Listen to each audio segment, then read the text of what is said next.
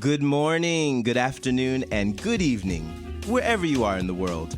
And welcome to another episode of Glass Half Full, a podcast and a safe platform where we talk with a variety of teachers, entrepreneurs, spiritualists, uplifters, givers, shakers, and serenaders.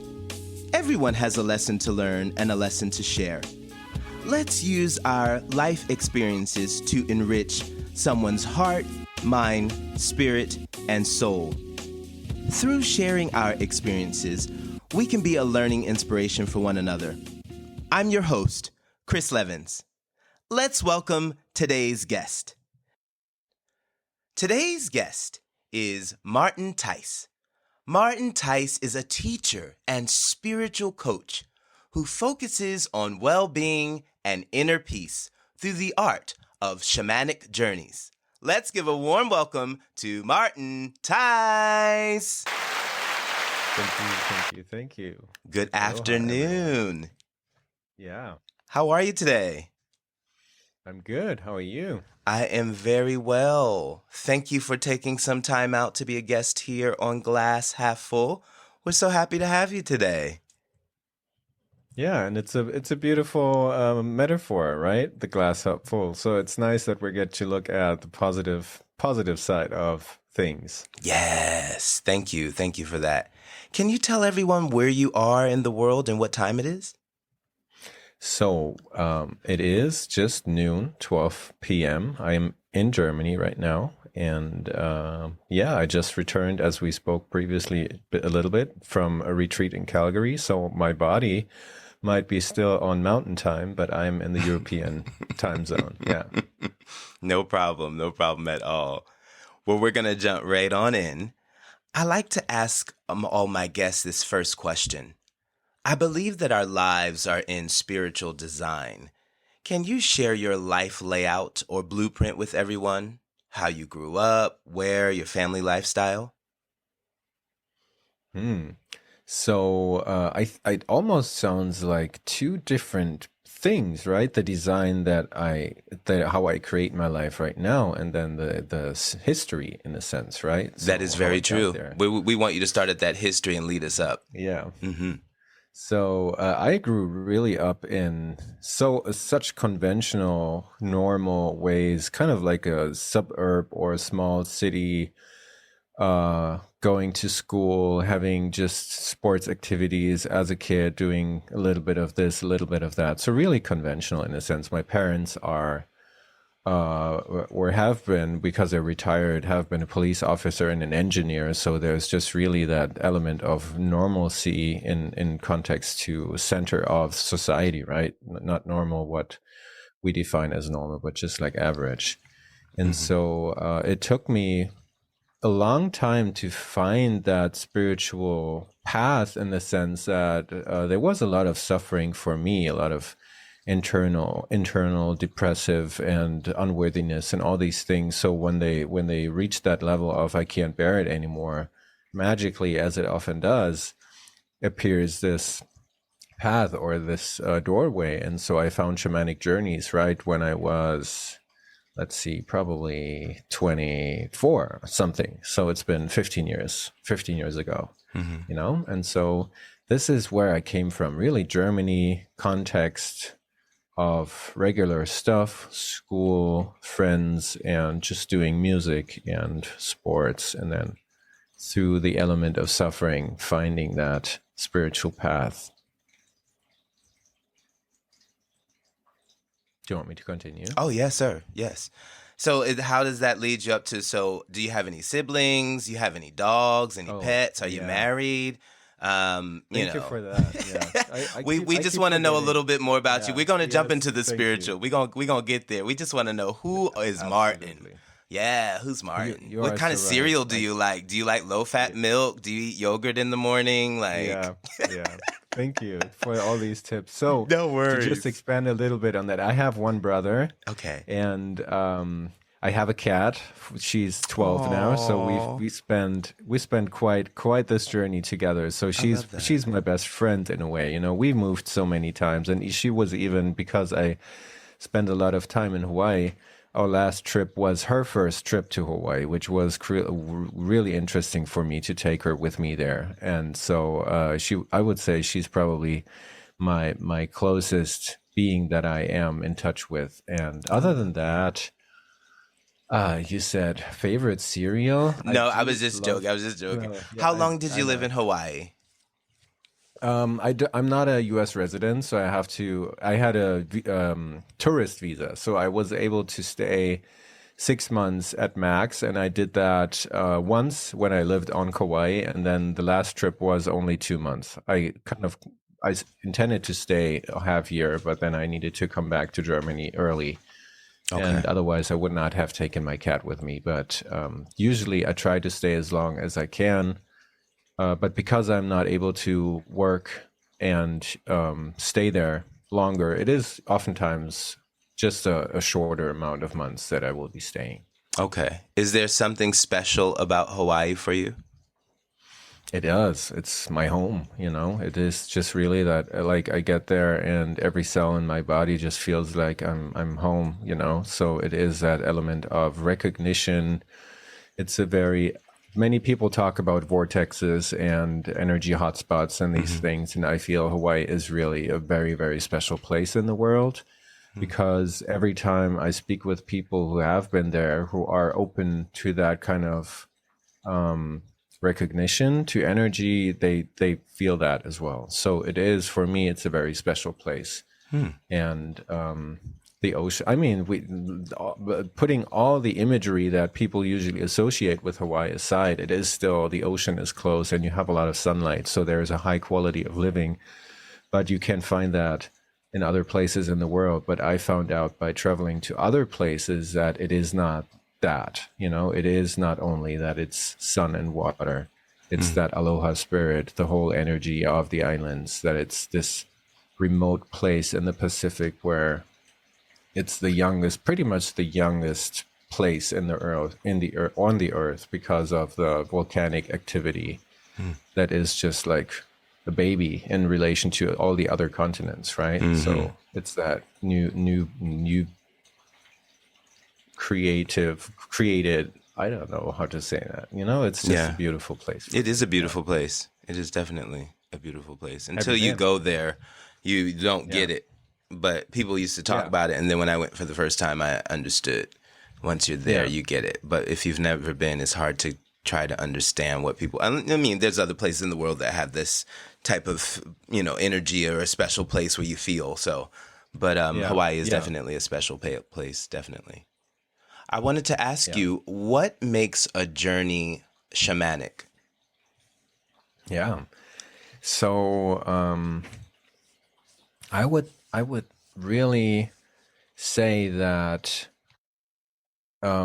when we stay within the context of that experience of a shamanic journey, we can probably see life as a meta shamanic journey, right? Where we experience things and where nature mirrors certain things. When we go on a vision quest or do a kind of more intended journey into nature, we can have a similar experience. But the shamanic journeys that I mostly work with and facilitate are like conscious dreamlike states. So similar to a lucid dream, where we open a sacred space in which we have these journeys, and then our subconscious and the collective conscious and like all these different energies, spirit guides, help us to connect with something that we want to find out, something we want to gain clarity on, or something we want to transmute and shift. And so the shamanic journey basically is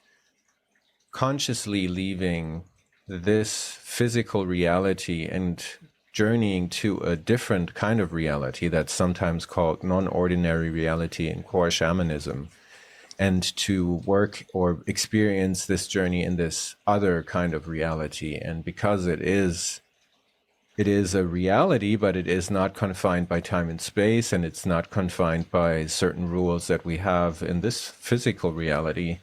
It is just a much more open place where we can talk with animals and trees. Even though we can do that in this reality as well, I would argue that if we don't know how to do it, it's probably in a shamanic journey that we learn to receive this information on that level. And so it is really like a dream, only that we are much more conscious. Depending on the depth of the journey that we're on, we will be in touch with our bodies loosely, so we feel that we're somewhere still lying there breathing. But some journeys, I completely lose that feeling of my body, but I'm still aware. I could always kind of just exit, right? And in comparison to a medicinal shamanic journey where you take some kind of substance, plant-based substance that helps you to journey. Yes. We're pretty much riding on that wave of that substance, but in the shamanic journeys I facilitate, it is just the drum or the rattle that people okay. So they're not on. they're not drinking anything. No, no, it is really just very self-induced in the sense that the drum is helping my clients and those who participate in these journeys to journey, and that is also the challenge, because if we have the substance, then it can override certain resistances that we have or certain blockages, right? It can just like blast through them. But that's what many people are afraid of, me included in that when I was starting out with this, that we are not in charge any longer. So if we wanted to, in a shamanic journey, and I've done this maybe once or twice in all these years that I've done this, that something was so unpleasant that I said, I don't want to look at this right now. And I just exited that, right? So I came back into my body and felt like, okay, this was a little intense. So that possibility is there, but it's not happening too often. It's just, it feels good to know I'm in charge. For some people who really are afraid to let go of the steering or control. Have you experienced taking something as well? Have you had that opportunity, or only just the one side? I haven't yet. Many years ago when I started with shamanic journeys, I read Carlos Castaneda's first book, the Don Juan, The Teachings of Don Juan. I don't know if you ever heard about it. It's one of the classics, where he is taking certain substances like peyote and another root.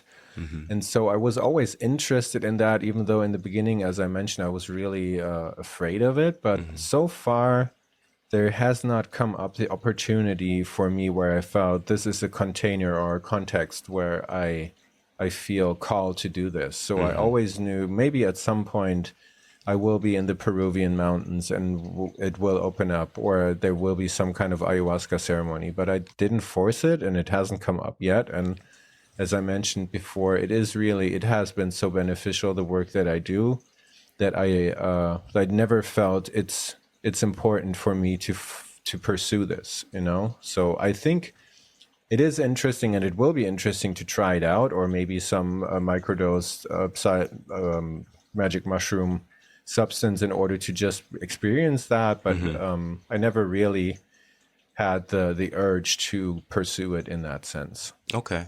I've had some friends that have traveled in different places and have had the experience, and it's been some interesting things that they have shared about the experience and what was happening around them with other people. So yeah, it's always been very interesting. So this journey, does it have to be, is the person who is facilitating or leading the journey, I'm not sure what is the correct vocabulary to say, are they the shaman? Are they counted as the person who is the shaman? Is that the name that's used, or is it something else that's... I think that's an interesting question, and I never really know how to answer this, because many people ask me if I am a shaman, and I don't know. I don't really know, and that is not because I haven't thought about it. It just feels like I see myself as a facilitator, as you mentioned. It's kind of bringing that space together. And maybe it is some element of that I still see. I have a friend, for example, from Australia, and I just met her at the retreat. And she is what I would call a shaman because she's grown up as an indigenous person in the Cambodian jungle. You know, she's been like, she really incorporates that whole element of being connected in that indigenous genealogy in that sense. And since I feel I'm educated and trained as a Westerner, maybe I don't want to put on that pair of shoes, you know, and I feel maybe almost hesitant to say I am. So I let people decide, you know, whatever you feel I am, and what helps you to see me as the credible person that I am and the authority that I carry. Whatever you need me to be, I am that, you know. And I like that. Yeah. Yeah, that's a great answer. And ideally, and thank you for explaining it. It makes very good sense about why you don't feel that I'm just going to claim this when, you know, Yeah. people who have come from this, you know, have grown up with this, you know, you feel like these are the people who are authentically called, you know, so, but the work is the work. So that's the main point, you know, like you say, whatever it makes you feel okay to be called is fine, but the work is the key. So, oh, that's pretty awesome. That's pretty awesome. I wanted to ask you, what is a totem animal? So the totem animal is, I often like to say, it is our potential. It is our potential showing up in an animal form. And that means that when we look at totem animals, we usually find them in a journey, right? So when I do a totem animal or spirit animal journey, I call that animal and an animal shows up. And I Now, when check you say back. you call it, because you're maybe speaking to people that have never heard any of this, Yeah. can you break it down for us, baby steps? Absolutely. Let's step back a little bit. Can you explain to us about the journey? Are people sitting down? Are their Yes. legs crossed? You know, are their eyes open? Can you Yeah. take us from that start? Yes. Thank you. Yeah, you're welcome, and thank you for pacing it in the sense that people are on board with us. Yes. So it is done lying down. We usually have a pillow and a mat or some kind of under pad, something that we lie on, and have a blanket and a pillow. And because it makes a big difference to be really relaxed in this journey. I've done shamanic journeys sitting up in a meditative posture, which is also possible, but oftentimes I feel there is this element of a little bit more being able to let go into it when we lie. There is a possibility of falling asleep or being close to sleep in a different brainwave state, but as that may happen, it's okay. But usually it's lying down. And so the journey itself is imagine is maybe the wrong word, but oftentimes images, not always, it depends on the person, but some kind of sense is activated. Either I'm feeling certain things. Many people just have journeys by feeling, you know, and rather it's not as visual, but they feel or hear certain things. So it depends on the person what that journey is going to be like. But oftentimes it's a sense of images coming up. And so when I say we find our totem animal, it is we get the instruction, okay, you go to a certain place, which would really expand the limit of our time here together. But you follow the instructions that I give, and you go to that place, follow the path in a way that comes up in your inner eye or from your subconscious, and there you call an animal your totem animal. And so it is not with the voice in that reality here in this physical reality, but just kind of like that inner calling, right? Okay. Yeah. And so an animal shows up. That would be what I would say is that totem animal journey. Do you have any questions about that? Did I skip something where you feel? No, this makes people sense. might I be do have a lost? question Okay. about the animal. Is it something that you know before then, or is it in the moment? Does the animal change? So the totem animal in itself is often said stays with us our whole lifetime. If it's Okay. our if because it is our potential, right? It is. We have something called helper animals or certain kind of guides or allies that help us through certain phases. But my teacher told us that our totem animal is pretty much with us our whole life, and that is why that saying that we can see our potential in this animal is true, because we learn from that. What is my strength? What is my weakness? What can I do in order to live more in my potential, right? And so it is pretty much a process that goes on our whole lives. It's not like I find my totem animal and then I do the totem animal 101 and maybe 201, and then at some point I'm done. I incorporated all my potential into being. I would say when we are close to fulfilling that potential, we will probably be in an almost enlightened state, and that's just my personal expression. And when we are enlightened, all concepts fall away anyways, right? And we lose probably that as well. But I would say that the more we live in that potential, the closer we are to self with a capital S. And so it's just, I like that. I like that. Wow. Okay. Can you share with us what your animal is, or is it a secret? No, it's usually it is personal, and Oh, I okay. never Then talk you don't about. have to No, say it no, then. I will talk about it. I just Okay. wanted to put it in the right context that I will never disclose an animal from someone who didn't give me their Permission. permission. Oh, okay. you Yeah, know? that And that so, makes sense. Of course. yeah, It's like a and parent. It's like a doctor-patient confidentiality. yeah, because as I said, if you know what somebody's totem animal is, you can, in a certain way, you get really deep insights into that, right? And so, and I mean, it is, we can also create stereotypes and kind of assumptions out of that. But for me, knowing a friend of mine has, for example, maybe a herd animal or a pack animal as his totem animal, I know what is important and what is like what I can be looking out for. So it's also something that gives me great insights into the needs of other people. But my main totem animal is a panther, Oh, black wow. leopard. That And sounds so nice. it is. Like, I And when you want the say that, panther.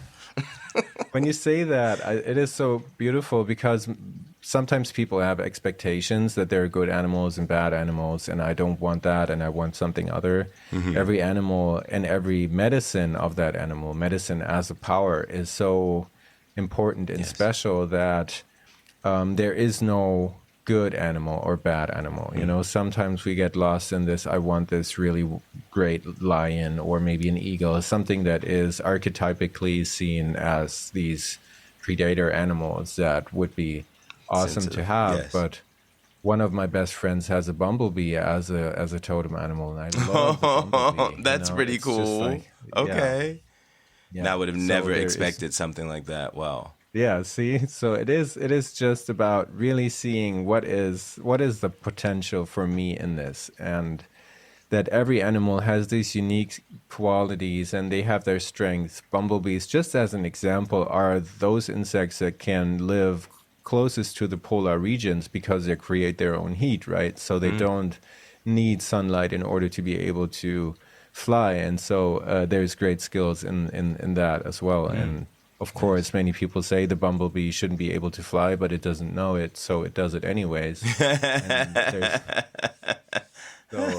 like I said, all animals have beautiful powers Yes, that they we do. can kind of understand and gain wisdom and strength from. I love that. Nice, nice, nice. Thank you for sharing that. Thank you for sharing. I want to ask you, how would you introduce someone into a talk about spirituality? Is there something that you would feel that to start with as an awakening process, or something that you feel that you would kind of touch upon first, or maybe give an example from your life, or how would you handle that? It's an interesting question. I feel like it is almost impossible to answer that because it depends on the person and their unique way of how they see life, right? So I would say one of my greatest skills and strengths is in tapping into that reality of that person. And so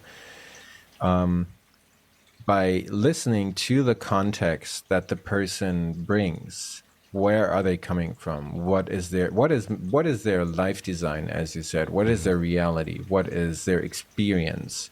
And then they have a certain intention, otherwise they wouldn't be with me in terms of spirituality, right? So with all these variables, I would then just be present with that and see what is for that person, what is an open door where we can talk about this in order to help them be curious about that, right? It is not spoon feeding someone with some kind of teaching or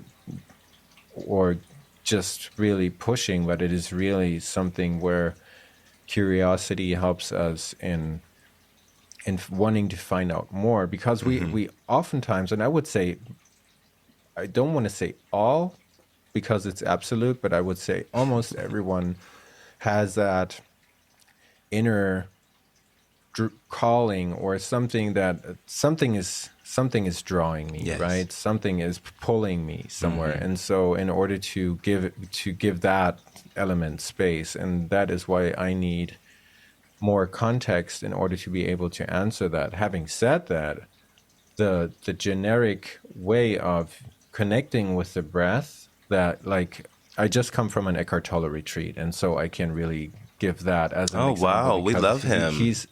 Yes, we do. We love him. He's great. He is, and he reaches so many people, and is such a widely received speaker because he's able to really break it down in a very unspiritual way, if you will. Just being with what is, being with the present moment, focus on the breath, focus on the emotion that comes up, let go of the story. All these things are things that we can do in order to connect with that spiritual essence in us, right? So Nice. I would say breathing really, and it is very simple, but it's also very complex. If I look at my own spiritual journey and my emotional journey, where I didn't feel any emotions, the breath is the most powerful tool. But if I'm not able to feel, then breathing is really difficult for me, because I taught myself not to feel, and we do that by breathing almost super shallowly, right? So if I tell someone, connect with your breath and deeply breathe in and out, then almost as a necessity, emotions might show up. So just naturally from them coming from the changing of the breath. Yeah. Well, that's Because powerful. that is, yeah. So I would say this answer, I know I've been talking a lot about it. I'm like, Martin, you answered it 2 times over. Yeah. You were like, I don't think I can answer this. And then you went in, and then you put a nice little extra spread on top. I said, oh, okay. We got it. Yeah. Okay. You gave a nice specific and a general little touch on it. So, yeah, nice. So I want to ask, who inspires you to be a better human? So I'm really inspired by people who serve others, and that can be in a greater context, just like really like Gandhi style people, who really, or Mother Teresa, who really lived with so much devotion and love for people, and who served all throughout their life. And the quote from Gandhi, and I have to paraphrase because I don't have it like by heart, but No worries. every action, like the action that I take right now, is this benefiting the person that is like struggling the most in this world, or the beggar on the street? Is the action that I do right now somehow helping other people in that sense? That is something that I really love.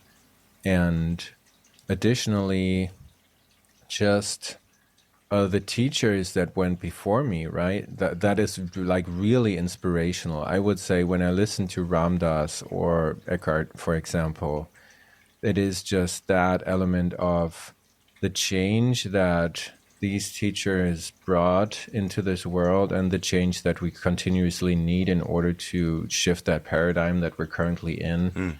I just feel so blessed to have been able to absorb their teachings in the way that I did and to make it my own, but still having their essence in that, right? So everything I say is pretty much just a different version of what has already been said. And I realized at some point that this was true for them as well, because Wayne Dyer wrote a book on all the spiritual teachers that he found inspiring, and so we always stand on the shoulders of those who came before us. And I think that is very beautiful to just pass on that essence. And it's not ours, but we make it by channeling, by that energy coming through us, it becomes a unique frequency in the sense that it attracts certain people, right? Yes. So my brother asked me, my brother once asked me, how could I listen to all these different spiritual teachers if I wouldn't get confused? And I said, no, because they all talk about the same thing. It's just a different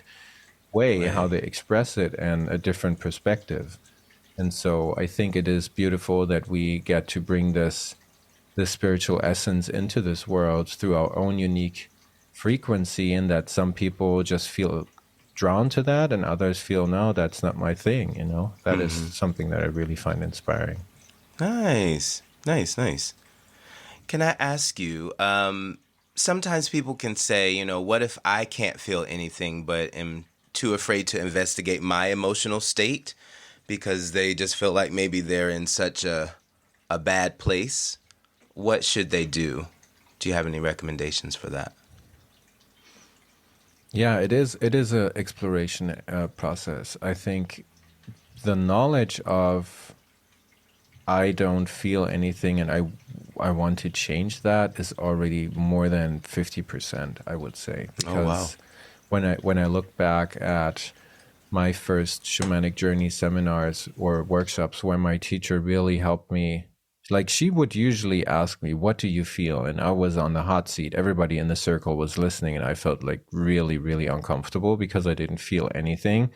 And so I think when it is a case where somebody has because of experiences in the past and maybe a lot of trauma that might depend, just shut themselves off from feelings because we don't want to feel that anymore, I think some kind of help might be of advantage. Like I had my teacher who helped me really to help me find out what does this feel like, because I just didn't know, what does sadness feel like, or what is anger feel like. And this is because you didn't know because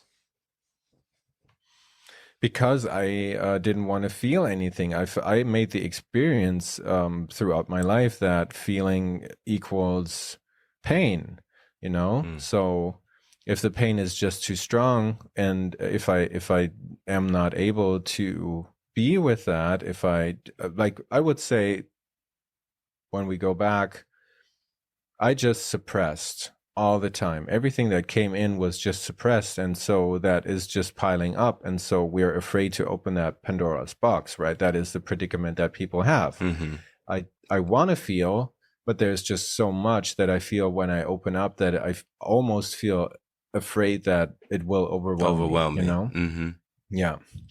And so that is why I say a teacher or somebody who's helping me to do it gradually in my own speed is probably advisable, but it's not the only way. It is like whatever feel like having the intention, I want to bring emotional well-being into my life, will probably bring me to places where I can open up, right? I might do some kind of body work where a lot of the negative emotions that are stored in the body can be released. Or I will find some other kind of method, like I did with the shamanic journeys, where I found a way how to tap into my subconscious and peel away these layers bit by bit. Whenever I was ready to confront something uncomfortable, going there, releasing it, so I think we find that way when we are ready.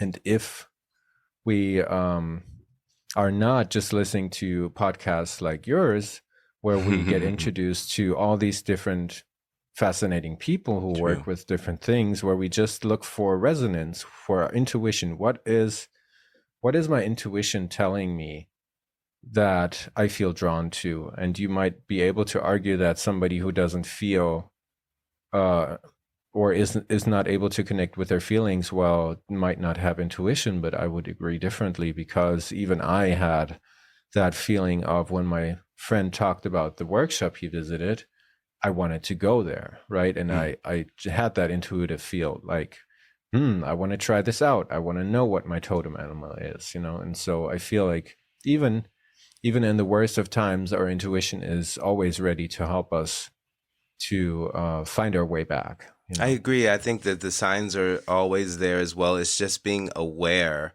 being able to see them, being able to understand them, to find that way. But just in life, there are things that are always around us, or things happen, and we still want to do it our way sometimes, even though other things say, hey, no, we're not going to do that. We still push.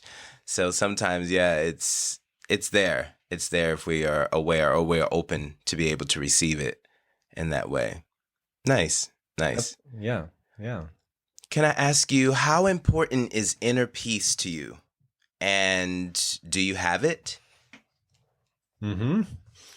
So there's an interesting quote from Wayne Dyer where he said, if you had a magic wand and you could have everything you want, or you could have a different wand that gave you inner peace, which one would you choose? And I really, in the beginning, when I heard this, I was just like, I want everything that I want.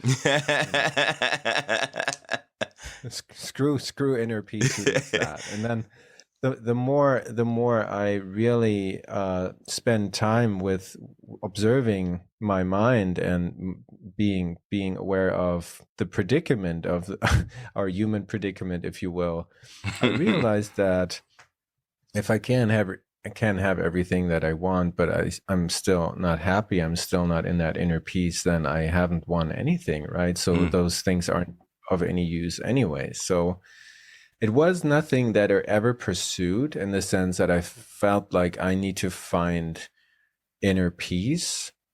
But it is something that just magically showed up at some point. It is almost like going to the gym 3-4 times a week, and you continuously look in the mirror and you don't see anything. But if we kind of like just let go and do our workouts, and then maybe a year later we see, wow, something really has changed. So for me, it was that moment of, well, pretty much almost all of the drama in my life, and those moments where there's a lot of tension in relationships, or just like this negativity, had almost dropped away. And I felt like I've really most often actually feel pretty peaceful in myself when I'm not falling into some kind of mind identified pattern, right? I'm not good enough, or my business needs to be further along than it is, or whatever it might be that the thoughts negative self-talk, right? Yeah.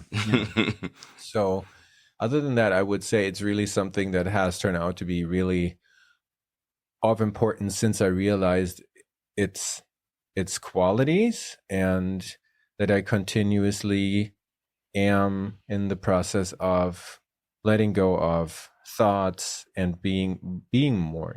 I come from a place where my mind used to judge a lot. And so these judgments, becoming aware of them and how destructive they actually are, not for others, because I am judging other people. And we might think that this might mean that other people are the recipients of that destructiveness, but basically it's myself, right? Because I am in that negative state all the time if I judge people. And so I feel that inner peace in order to accept and just be, and the communication and the meeting of the people are so much more beautiful. You know, I am much more loving and kind, and that is just something that is creating kind of like a compounding effect on life, where it is just so much more beautiful. It is sometimes difficult to be with certain people, but in the moment where I let go of the labels and just connect with that, within myself, with just being with that and not fighting that person internally, how they are and how they should be, it becomes much more quiet, you know, much more calm in a sense. And I don't lose as much energy. No, that makes sense. Yeah. Is there any tips that you can say that can, like any ways that we can work to find this for ourselves?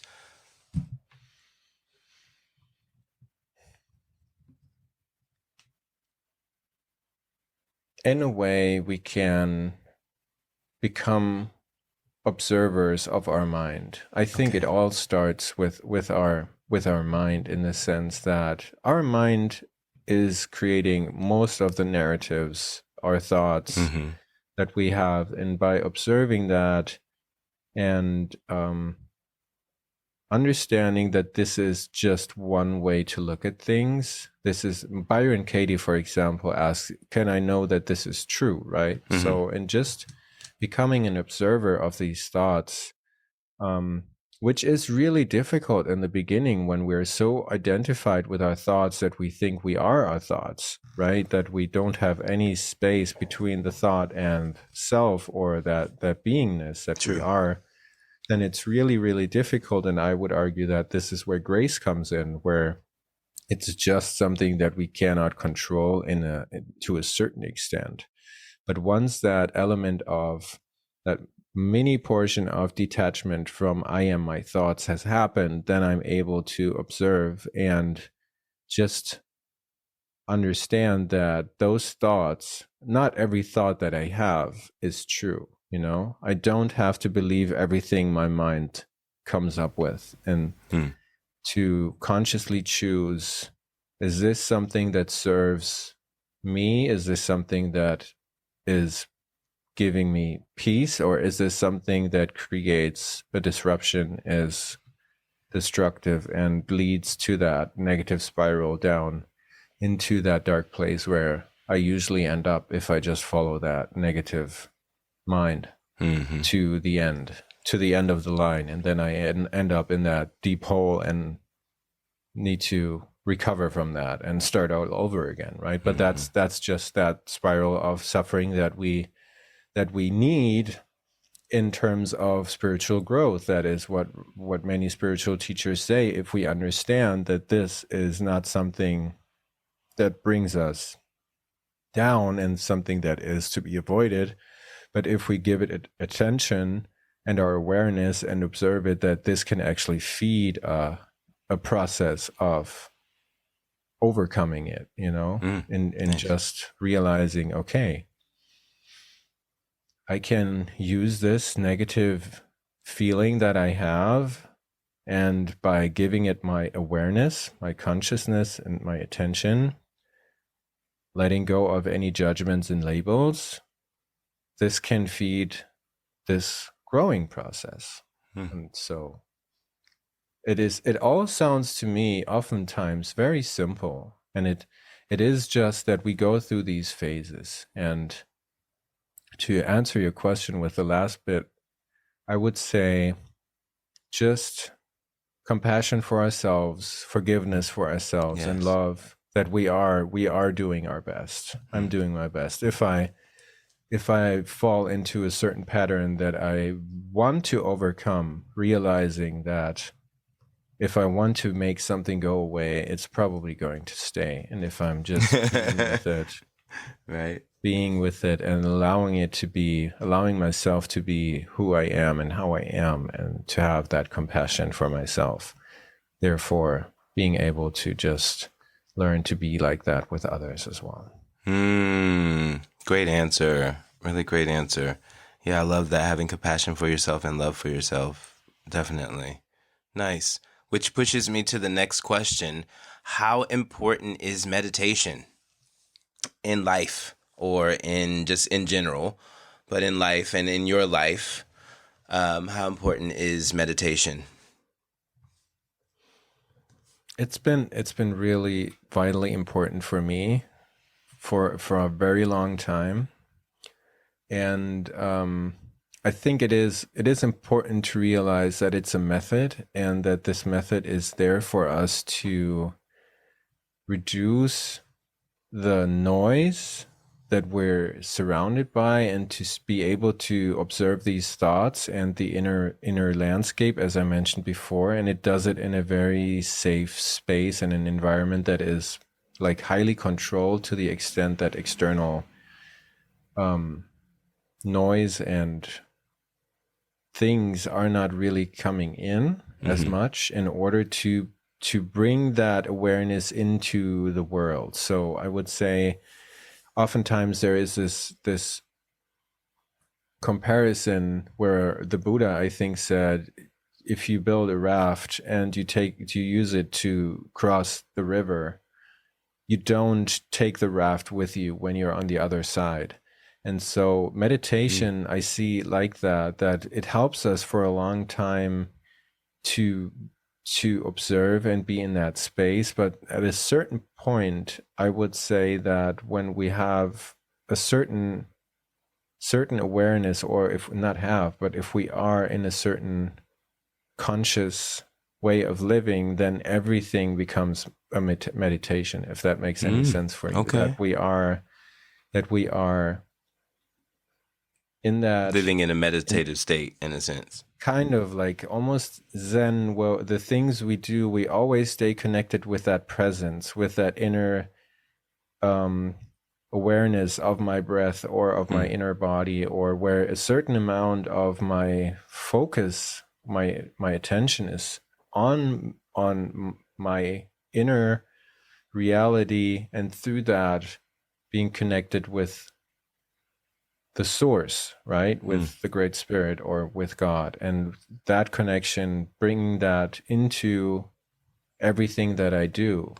That is what I would say, where meditation, I still meditate and I enjoy it, but it doesn't feel like I need it, in the sense where I felt like I need to meditate in order to cope with my day. That was a long time where I felt like I need to ground myself. I need to really connect and put myself in a good place in order to be able to go through the day, in order to not escalate or lose energy in certain places, which is fine. I'm not saying that's wrong. It's just like the focus has changed. You've grown to a different place. I can connect with that inner element during the day, or very likely if something happens where I get super frustrated, angry, or something like that, that is almost like a wake-up call where realize, okay, I need to connect with that inner meditative state, if we want to use that just as an easy example. No, that makes sense. To connect with that, because I just lost it, right? So it is, at some point, meditation is important, but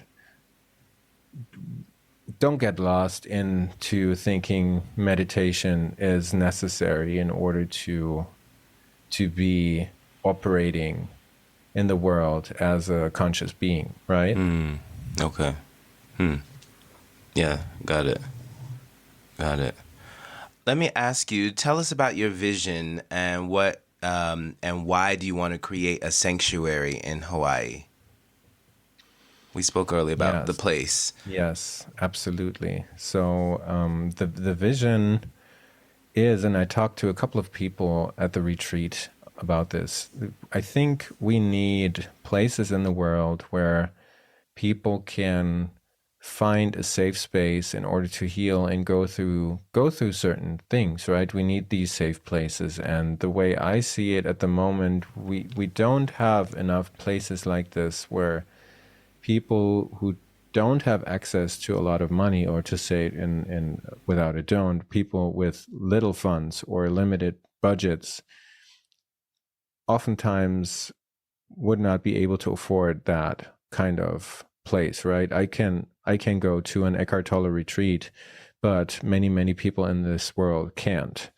And so to create these places where it is affordable and accessible, and build a network where this knowledge is shared, where people can say, well, I have a property somewhere, let's say in Greece, maybe, and I want to build something like a healing center or a sanctuary or something like that, and to have a network that actually shares these things, just like an open source code or something, where it is not centralized and not monetized, that knowledge, but where it's really given out and shared, and thereby improving, so we all learn from that. And that is the main vision, I would say. In my calling is to just build something like that in Hawaii, because that's where I told you I feel home. The healing energies of Hawaii are something that I felt were always helping me.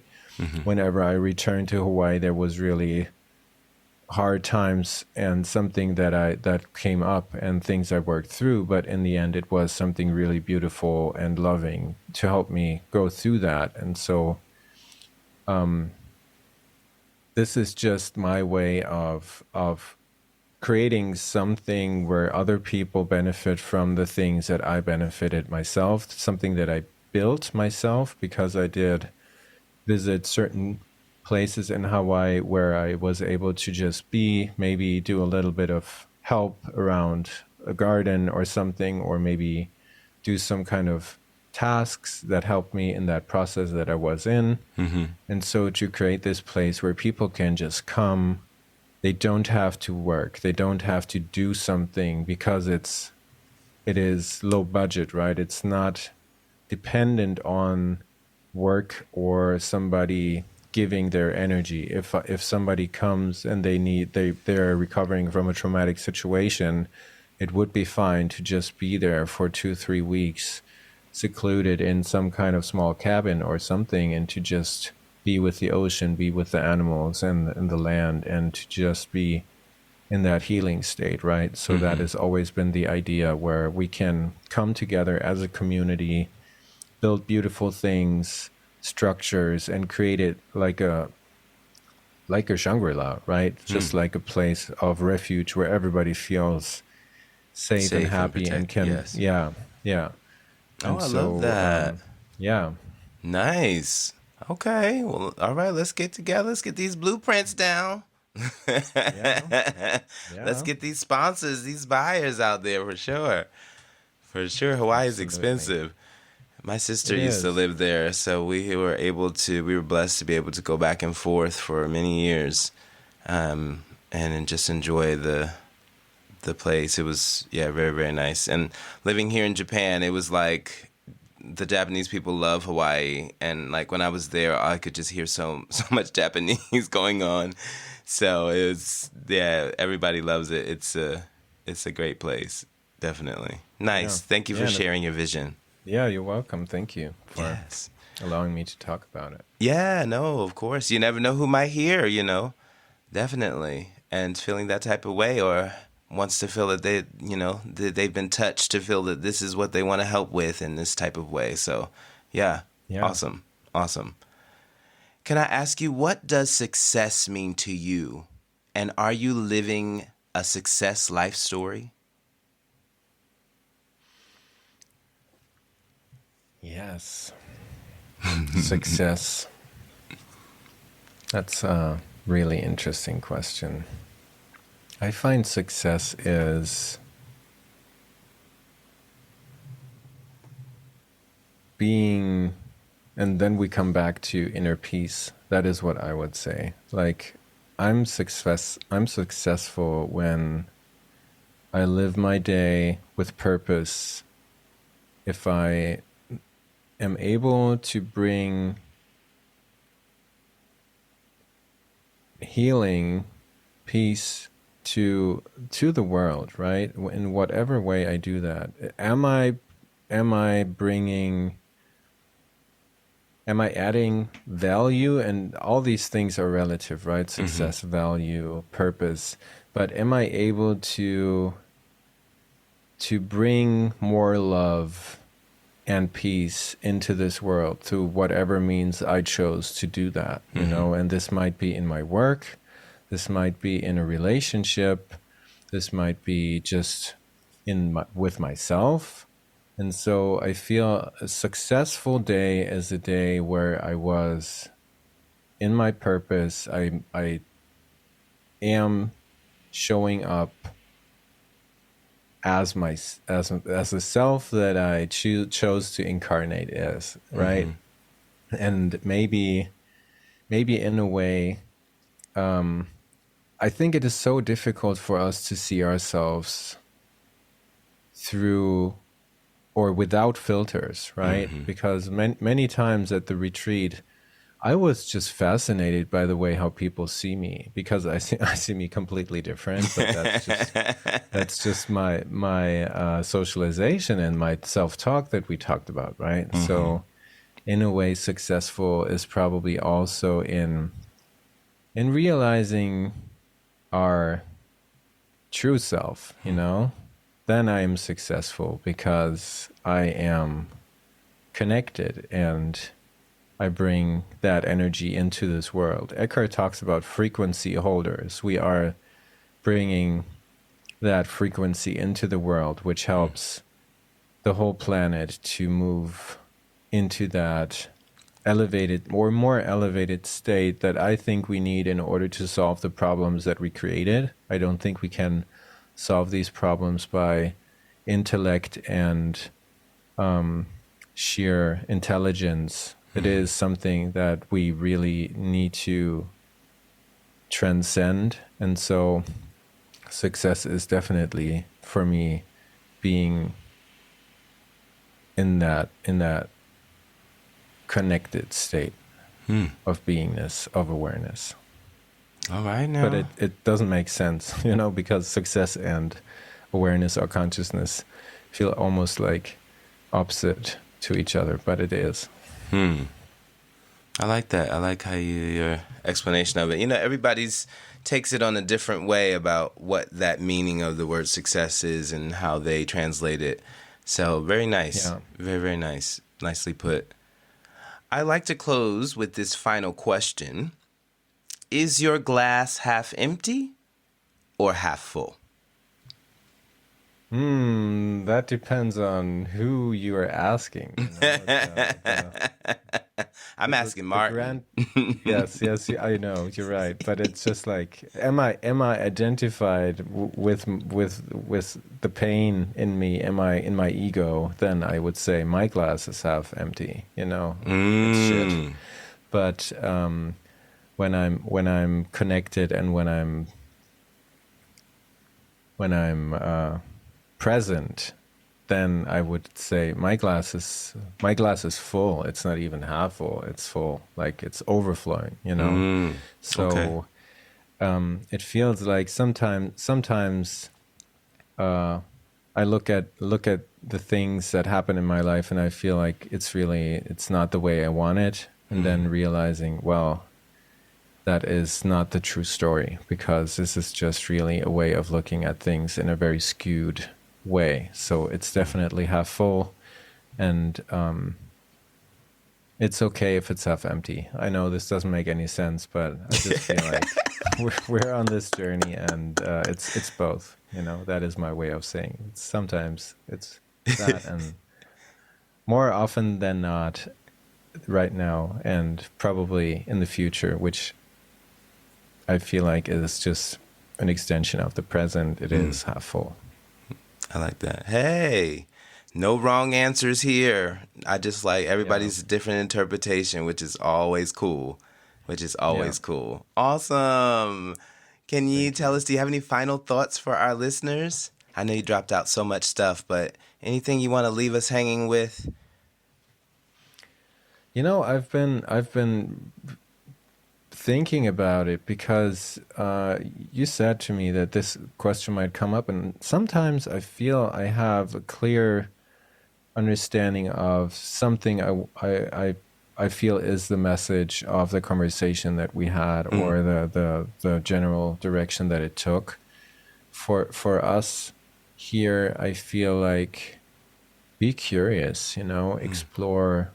Don't feel making mistakes is a bad thing, like being so afraid of making a move or making a decision because we're afraid it might be the wrong one. To be more adventurous and playful, to see that life is not something we need to figure out and we need to make it right. It is just something that we explore and are, and by just following that, knowing that everything comes in its right time and in its right place, that we can make do-overs.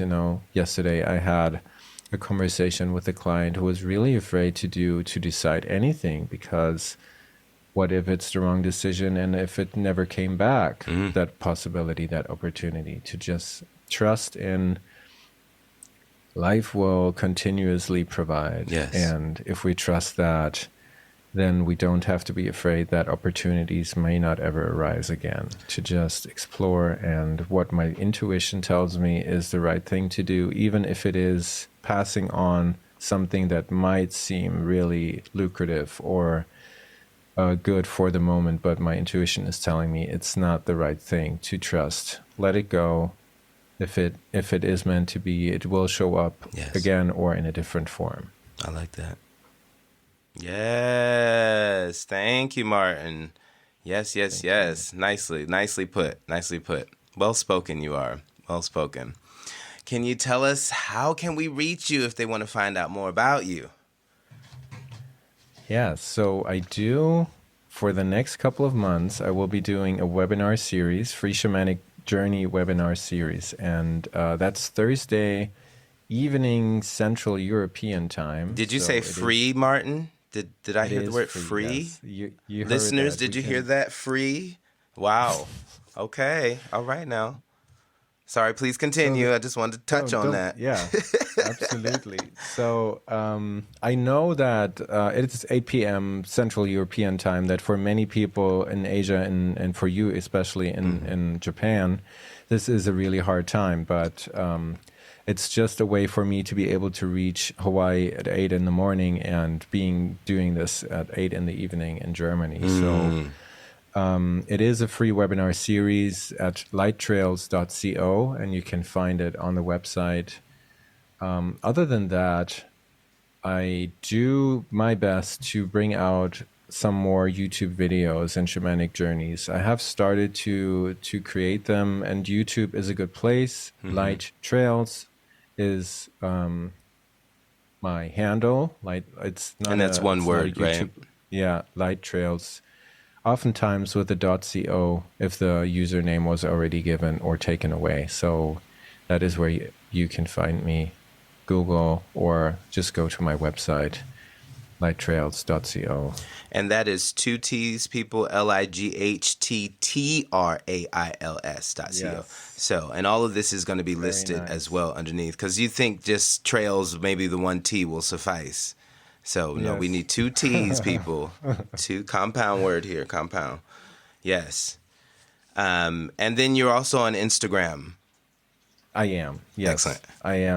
I am doing my best to be a person that uses social media. This is my best way of putting it. That's great. Yeah. Don't use it much, but definitely that's where people can reach out, and I'll get back. Nice. Awesome. Well, we thank you so much for your time this afternoon, and for sharing with us, giving us some things to look into. Definitely. Compassion for self and love for ourselves, and just being able to just have intention to find our way. And, I just thought it was great that you could give us some ideas about the shamanic journey and just the process, because I know it's something interesting people are interested in, but don't really know the understandings about it. So thank you for just breaking it down, as well as sharing some of your personal information and what put you on the journey as well. So this has been so informative. We appreciate your time today. Thank you so much. Thank you. You take care. Have a great afternoon. Yes. Aloha. Bye. Bye-bye. And thank you to all our listeners listening in to another episode of Glass Half Full, a podcast and a safe platform for everyone to share their life experiences. Once again, I'm your host, Chris Levens.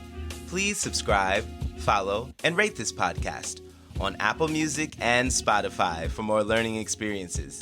Until next time, know you are blessed. See ya.